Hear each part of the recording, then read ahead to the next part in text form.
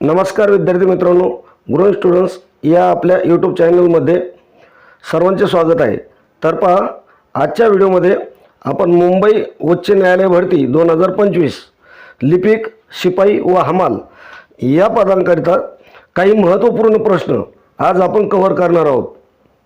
हे प्रश्न तुम्हाला परीक्षेच्या दृष्टिकोनातून अतिशय महत्त्वपूर्ण ठरणारे आहेत। तरी तुम्ही चॅनलवर जर नवीन असाल तर चॅनलला सबस्क्राईब करून ठेवा, कारण तुम्हाला अशीच महत्त्वपूर्ण व्हिडिओ नक्कीच आपल्या चॅनलच्या माध्यमातून बघावयास मिळतील। तर जास्त वेळ न घेता व्हिडिओला सुरुवात करूया। चला तर मग बघूया पहिला प्रश्न। मुळा, मुठा, घोड, नीरा या डॅश नदीच्या उपनद्या आहेत। कोणत्या नदीच्या उपनद्या आहेत? मुळा, मुठा, घोड, नीरा या कोणत्या नदीच्या उपनद्या आहेत? तर या काय आहे? भीमा या नदीच्या काय आहेत? उपनद्या आहेत। मग तुम्हाला आता लक्षात काय ठेवायचं आहे की भीमा नदी कोणत्या नदीची उपनदी आहे? तर भीमा नदी ही कृष्णा नदीची उपनदी आहे। त्याचबरोबर भीमा आणि कृष्णा नदीचा संगम कुठे होतो हे पण तुमच्या लक्षात ठेवायला पाहिजे। मग भीमा आणि कृष्णाचा संगम कुठे होतो? तर कर्नाटकातील कुरगुडी, काय कर्नाटकातील कुरगुडी या ठिकाणी काय होतो? भीमा आणि कृष्णा नदीचा संगम होतो। आणि हा जो संगम होतो त्या संगमास कोणतं नाव आहे हे पण लक्षात ठेवायचं। याच्यावरती सुद्धा टीसीएस काय करतं? प्रश्न विचारतंय की या संगमास कोणतं नाव आहे? एकतर याला श्री संगम म्हणतात किंवा याला निवृत्ती संगम असं पण म्हणतात। म्हणजे हे दोन नाव आहे, त्याला कोणतं? श्री संगम आणि दुसरं निवृत्ती संगम। तुम्हाला जे ऑप्शन असेल ते उत्तर तुम्हाला काय करायचं? लिहून टाकायचं असतं। त्यानंतर पुढचा प्रश्न आपण बघूया। पैनगंगा नदीचा उगम डायडाय डोंगरात आहे। बघा, अजिंठा डोंगर, त्र्यंबकेश्वर डोंगर, भीमाशंकर डोंगर, सातपुडा डोंगर। मग पैनगंगा नदीचा उगम कोणत्या डोंगरामध्ये आहे? तर पर्याय नंबर 1 अजिंठा डोंगरामध्ये। त्याच्यानंतर पैनगंगा नदीवरती कोणतं धरण आहे? हा प्रश्न सुद्धा खूप वेळेस विचारलेला आहे। मग कोणतं धरण येतं? तर इसापूर धरण हे कोणत्या नदीवर आहे? तर पैनगंगा नदीवरती आहे। त्याचबरोबर पैनगंगा नदी कोणत्या नदीला जाऊन मिळते? म्हणजे पैनगंगा नदी कोणत्या नदीची उपनदी आहे हाही प्रश्न विचारला जातो। मग पैनगंगा नदी काय होते? तर वर्धा नदीत जाऊन मिळते। कोणत्या? वर्धा नदीस, म्हणजे वर्धा नदीची उपनदी पैनगंगा नदी आहे, हे पण लक्षात ठेवा। त्याचबरोबर पैनगंगा नदी काय करते? तर महाराष्ट्र आणि तेलंगणा या दोघांच्या सीमेवरून सुद्धा काही वेळ वाहते। म्हणजे प्रश्न विचारू शकतात की खालीलपैकी कोणती नदी महाराष्ट्र आणि तेलंगणाच्या सीमेवरून वाहते? तर कोणती नदी? पैनगंगा नदी वाहते। आता गोदावरी पण वाहते, पण ऑप्शन जसं असेल तसं तुम्हाला काय उत्तर द्यायचं आहे। त्यानंतर पुढचा प्रश्न आपण बघूया। हृदय आणि त्यांचं कार्य या संबंधित शास्त्रास डॅश असे म्हणतात। कार्डिओलॉजी, व्हायरोलॉजी, पॅथॉलॉजी, जिओलॉजी असे पर्याय तुमच्या समोर आहे। आणि हृदयाचा अभ्यास करणाऱ्या शास्त्रास काय म्हणतात असं तुम्हाला या ठिकाणी विचारले गेलेलं आहे। तर काय उत्तर येईल? पर्याय नंबर 1 कार्डिओलॉजी म्हणतात। काय म्हणतात? कार्डिओलॉजी। मग तुम्हाला बाकीचे सुद्धा लक्षात ठेवायचं की जिओलॉजीमध्ये कशाचा अभ्यास केला जातो? तर जिओलॉजीमध्ये पृथ्वी, खडक आणि मातीचा अभ्यास केला जातो। काय? त्यानंतर एक डर्मॅटॉलॉजी आहे। म्हणजे ही डर्मॅटॉलॉजीमध्ये कशाचा अभ्यास केला जातो? तर त्वचेचा अभ्यास केला जातो। बाय इम्पॉर्टंट आहे, विचारलं होतं। त्यानंतर जी पोमोलॉजी, हा प्रश्न सुद्धा काय केला होता? टीसीएसने विचारलेला होता, म्हणून महत्त्वाचा आहे। मग पोमोलॉजीमध्ये कशाचा अभ्यास केला जातो? तर फळ लागवडीचा अभ्यास या शास्त्रामध्ये काय केला जातो। आणि व्हायरोलॉजी जी आहे याच्यामध्ये कशाचा? तर व्हायरोलॉजीमध्ये विषाणूचा अभ्यास केला जातो। खूप महत्त्वाचं आहे मित्रांनो। TCS असे प्रश्न परीक्षेमध्ये विचारत आहे. म्हणून या गोष्टी काय करायच्या तुम्हाला तोंडपाठ करून ठेवायचे आहेत. पुढचा प्रश्न आपण बघूया. रक्तातील हिमोग्लोबिनमध्ये हा खनिज पदार्थ असतो. म्हणजे कोणता खनिज पदार्थ असतो बघा. कॅल्शियम, फॉस्फरस, लोह, आयोडीन. आता काय विचारलंय की आपल्या रक्तामध्ये जो हिमोग्लोबिन आहे त्या हिमोग्लोबिनमध्ये कोणता खनिज पदार्थ असतो असं आपल्याला विचारलेलं आहे. मग हिमोग्लोबिनमध्ये कोणता खनिज पदार्थ असतो तर लोह असतो. या हिमोग्लोबिनची फोड कशी होते बा. हिम म्हणजे काय तर लोह आणि ग्लोबिन हे काय आहे तर प्रथिन आहे. हे पण लक्षात ठेवा. आणि हिमोग्लोबिनमुळं काय होतं आपलं रक्त जे लाल दिसतं ना, रक्ताचा कलर लाल आहे की नाही, मग तो लाल कलर कशामुळे येतो तर तो सुद्धा हिमोग्लोबिनमुळे येतो. म्हणजे परीक्षेमध्ये विचारू शकतात की आपल्या रक्ताचा लाल कलर किंवा मानवी रक्ताचा लाल कलर कशामुळे येतो तर कशामुळे येतो की हिमोग्लोबिनमुळे येतो.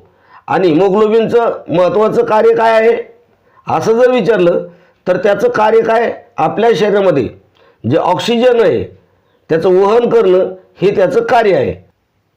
पुढचा प्रश्न आपण बघूया. चुकीचा पर्याय ओळखा. या ठिकाणी तुम्हाला पर्याय दिलेले आणि त्यापैकी चुकीचा पर्याय तुम्हाला ओळखायचा आहे. बघा काय, सुनील गावस्कर लिटिल मास्टर, फिरोजशाह मेहता मुंबईचा सिंह, सरोजिनी नायडू फुलराणी आणि Verghese Kurien milkman of the India. चुकीचा पर्याय ओळखायचं सांगितलं आहे. पहिला option Sunil Gavaskar little master, त्यानंतर फिरोजशाह मेहता मुंबईचा सिंह आणि सरोजिनी नायडू फुलराणी. त्याचबरोबर चौथा ऑप्शन काय आहे Verghese Kurien milkman of India. म्हणजे या ठिकाणी काय दिलं नावं आणि त्यांचे टोपण नाव दिले. आणि यापैकी आपल्याला काय विचारलं चुकीची जोडी किंवा चुकीचा पर्याय या ठिकाणी ओळखायचं आहे. मग या ठिकाणी चुकीचा पर्याय कोणता होईल तर पर्याय क्रमांक 3 हा आपला चुकीचा होईल. म्हणजे आपलं उत्तर असेल का तर सरोजिनी नायडू यांना काय म्हणतात भारताची कोकिळा म्हणतात. लक्षात ठेवा काय म्हणतात भारताची कोकिळा. आणि फुलराणी कोणाला म्हणतात तर फुलराणी सायना नेहवालला म्हणतात. आणि सायना नेहवाल कोण आहे तर ती बॅडमिंटनपटू आहे. लक्षात ठेवा. त्यानंतर सुनील गावस्करला काय म्हणतात लिटिल मास्टर. फिरोजशाह मेहता यांना काय म्हणतात मुंबईचा सिंह म्हणतात. खूप इम्पॉर्टंट आहे. मिल्कमॅन ऑफ इंडिया किंवा दूध क्रांतीचे जनक कोणाच म्हणतात हा प्रश्न तर परीक्षेमध्ये वारंवार आलेला आहे. मग कोणाच म्हणतात दुग्ध क्रांतीचे जनक डॉक्टर वर्गीस कुरियन यांना म्हणतात. आता या ठिकाणी काही सायना नेहवालबद्दल माहिती पाहूया. मग सायना नेहवाल काय म्हणतात भारताची फुलराणी म्हणतात. ती काय आहे तर बॅडमिंटनपटू आहे. 2012च्या ऑलिम्पिकमध्ये तिला कोणतं पदक मिळालं होतं तर कांस्य पदक तिनं मिळवलेलं होतं. त्याचबरोबर सायना नेहवालला पुरस्कार मिळालेले पहा लक्षात ठेवा पद्मश्री, पद्मभूषण आणि अर्जुन पुरस्कार मिळालेले आहे. त्याचबरोबर ह्या ज्या सरोजिनी नायडू आहे यांना काय म्हणतात तर भारताची कोकिळा म्हणतात. हे पण खूप महत्त्वाचं आहे. याच्यावर सुद्धा परीक्षेत वारंवार प्रश्न विचारलेला आहे. आणि ह्या ज्या सरोजिनी नायडू आहेत ह्या भारताच्या पहिल्या महिला राज्यपाल होत्या. हा प्रश्नसुद्धा परीक्षेमध्ये वारंवार विचारला जातो की खालीलपैकी कोण भारताच्या पहिल्या महिला राज्यपाल होत्या. मग कोण होत्या तर सरोजिनी नायडू होत्या. आणि त्या कोणत्या राज्याच्या राज्यपाल होत्या तर त्या उत्तर प्रदेश या राज्याच्या राज्यपाल होत्या. एवढं डोक्यात ठेवा. तुम्हाला परीक्षेमध्ये आता जशाच तसे प्रश्न येणार नाहीत. काय करू शकतात थोडं फार चेंजेस करू शकतात. म्हणून आपण या ठिकाणी काय केलं एका प्रश्नामधून कमीत कमी 4 ते 5 वाक्यात त्याचे विश्लेषण म्हणजे एका प्रश्नावर कमीत कमी 4 ते 5 एक्स्ट्राचे प्रश्न या ठिकाणी घेतलेले आहेत. पुढचा प्रश्न आपण बघूया. छत्रपती शिवाजी महाराज यांचा राज्याभिषेक कोणत्या वर्षी झाला. सर्वांना या प्रश्नाचं उत्तर येत असेल. मग छत्रपती शिवाजी महाराजांचा राज्याभिषेक कधी झाला होता तर तो झाला होता 1674ला. त्याच्यानंतर पहा जन्म कधी झाला याच्यावरती सुद्धा प्रश्न विचारला जातो. मग 19 फेब्रुवारी 1630 रोजी छत्रपती शिवाजी महाराजांचा जन्म झाला होता. आणि कोणत्या किल्ल्यावर झाला होता तर शिवनेरी किल्ल्यावरती झाला होता. याच्यावर सुद्धा प्रश्न विचारला जातो. शिवनेरी किल्ला कोणत्या जिल्ह्यामध्ये आहे हे पण विचारलं जातं. तर पुणे जिल्ह्यामध्ये आहे. त्याचबरोबर बघा, स्वराज्य स्थापनेची शपथ त्यांनी कोणत्या मंदिरामध्ये घेतली होती, तर ती रायरेश्वराच्या मंदिरामध्ये घेतली होती. आणि कधी घेतली होती, तर 27 एप्रिल 1645ला. खूप महत्त्वाचं आहे हे जे मी सांगितलं आहे ना, 5-6 तारखा त्या तोंडपाठच असायला पाहिजे. त्याच्यानंतर तुम्हाला यावर प्रश्न विचारला जातो की छत्रपती शिवाजी महाराजांनी कोणता किल्ला जिंकून स्वराज्याचे तोरण उभारलं होतं. मग कोणता किल्ला जिंकला होता त्यांनी, तर तोरण उभारण्यासाठी तोरणा किल्ला. आणि सगळ्यात महत्त्वाचा तोरणा किल्ला कोणत्या खोऱ्यामध्ये आहे हे पण विचारलं जातं. कोणत्या खोऱ्यामध्ये होता, तर कानन खोऱ्यामध्ये होता. कोणत्या, कानन. आणि कधी जिंकला होता, तर 7 मार्च 1647ला. खूप महत्त्वाचं आहे, लक्षात ठेवा. त्यांनी हा पहिला किल्ला जिंकलेला आहे म्हणून खूप महत्त्वाचं आहे. त्यानंतर अफजल खानाचा वध कोणी केला, सगळ्याला माहिती आहे. कधी केला हे लक्षात ठेवायचं. कधी, तर 10 नोव्हेंबर 1659ला. त्याचबरोबर पुण्याच्या लाल महालावर छापा कोणी मारला, सगळ्यांना माहिती आहे. फक्त कधी मारला हे लक्षात ठेवा. कधी मारला, तर 5 एप्रिल 1663ला. आणि छत्रपती शिवाजी महाराजांचा राज्याभिषेक कधी झाला होता, तर तो 6 जून 1674ला. त्यानंतर महत्त्वाचं आहे, महाराजांचे निधन कधी झालं, तर ते झालं होतं 3 एप्रिल 1680ला झालं. खूप दुःखद घटना होती, पण आपल्याला या ठिकाणी ते लक्षात ठेवावं लागेल. पुढचा प्रश्न आपण बघूया. पुढचा प्रश्न बघण्या अगोदर विद्यार्थी मित्रांनो, मी तुम्हाला एक थोडीशी रिक्वेस्ट करतो, एक विनंती करतो की अजूनपर्यंत तुम्ही जर आपल्या ग्रोईंग स्टुडंट्स या यूट्यूब चॅनलला सबस्क्राईब केलं नसेल तर लगेच सबस्क्राईब करून घ्यायचं आहे. व्हिडिओ आवडला असेल तर त्याला एक लाईक नक्की करायचं आहे. पुढचा प्रश्न बघा, लाल बहादूर शास्त्री यांची समाधी स्थळास डॅश असे म्हणतात. कोणाच्या समाधी स्थळास, लाल बहादूर शास्त्री. आता हे लाल बहादूर शास्त्री कोण होते, तर हे भारताचे दुसरे पंतप्रधान होते. आणि मग विचारलं की यांच्या समाधी स्थळास काय म्हणतात. ऑप्शन काय दिलेत पहा, राजघाट, अभयघाट, वीरभूमी आणि विजयघाट. तर यांच्या समाधी स्थळास काय म्हणतात, विजयघाट म्हणतात. लक्षात कसं ठेवायचं, भारत पाकिस्तानाचं जे पहिलं युद्ध झालं होतं कधी 1965ला, त्या युद्धामध्ये काय केलं होतं, भारताने विजय मिळवला होता. आणि तेव्हा भारताचे पंतप्रधान कोण होते, तर लाल बहादूर शास्त्री होते. म्हणून त्यांच्या समाधी सहसा काय म्हणतात, तर विजयघाट म्हणतात. त्याचबरोबर वारंवार विचारलं जातं की महात्मा गांधी यांच्या समाधी स्थळास काय म्हणतात, तर काय म्हणतात, राजघाट म्हणतात. त्याच्यानंतर डॉक्टर बाबासाहेब आंबेडकरांच्या समाधी स्थळावर त्याच्यावर सुद्धा वारंवार प्रश्न विचारला जातो. मग त्यांना काय म्हणतात, तर त्यांच्या समाधी स्थळास चैत्यभूमी असं म्हणतात. आणि ही कुठं आहे, तर मुंबई या ठिकाणी आहे. म्हणजे चैत्यभूमी कोणत्या शहरामध्ये आहे, हा प्रश्न सुद्धा वारंवार परीक्षेत विचारलेला आहे. मग चैत्यभूमी कोणत्या शहरामध्ये आहे, तर ती मुंबई शहरामध्ये आहे. आणि त्या ठिकाणी कोणाची समाधी आहे, तर डॉक्टर बाबासाहेब आंबेडकर यांची समाधी आहे. त्यानंतर बघा, चौधरी चरणसिंह यांची समाधी कुठे आहे पहा, तर किसन घाट या ठिकाणी आहे. आणि शांतिवन या ठिकाणी, म्हणजे पहिले पंतप्रधान पंडित जवाहरलाल नेहरू यांची समाधी आहे.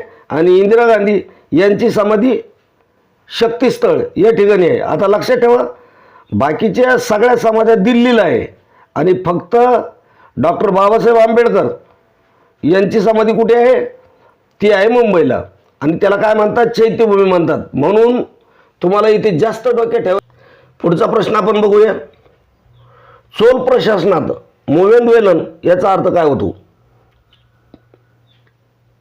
चोल प्रशासनामध्ये मोवेंद्वेलनाचा अर्थ काय होतो, तर 3 राज्यांचा सेवारत शेतकरी. म्हणजे काय, पर्याय क्रमांक 3, 3 राज्यांचा सेवारत शेतकरी हा याचा अर्थ होतो. म्हणजे असे प्रश्न आहेत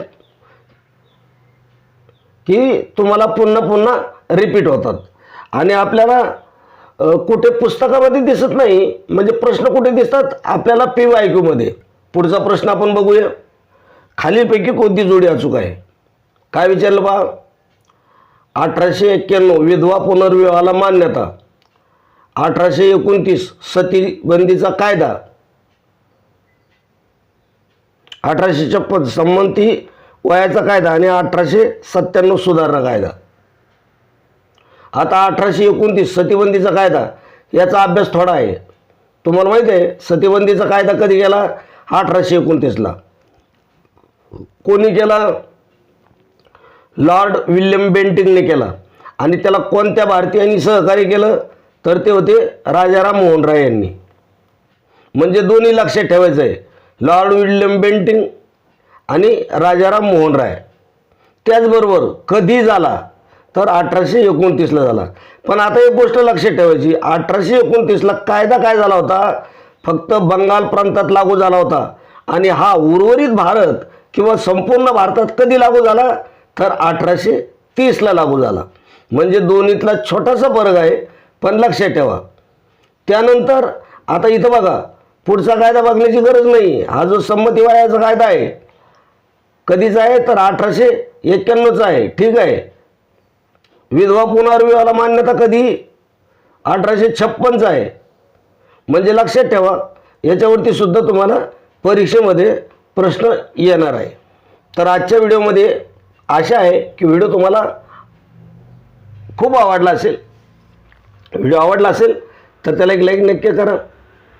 चॅनलवर पहिल्यांदाच आले असाल तर आपल्या ग्रोइंग स्टुडंट्स या यूट्यूब चॅनलला सबस्क्राईब करून ठेवा.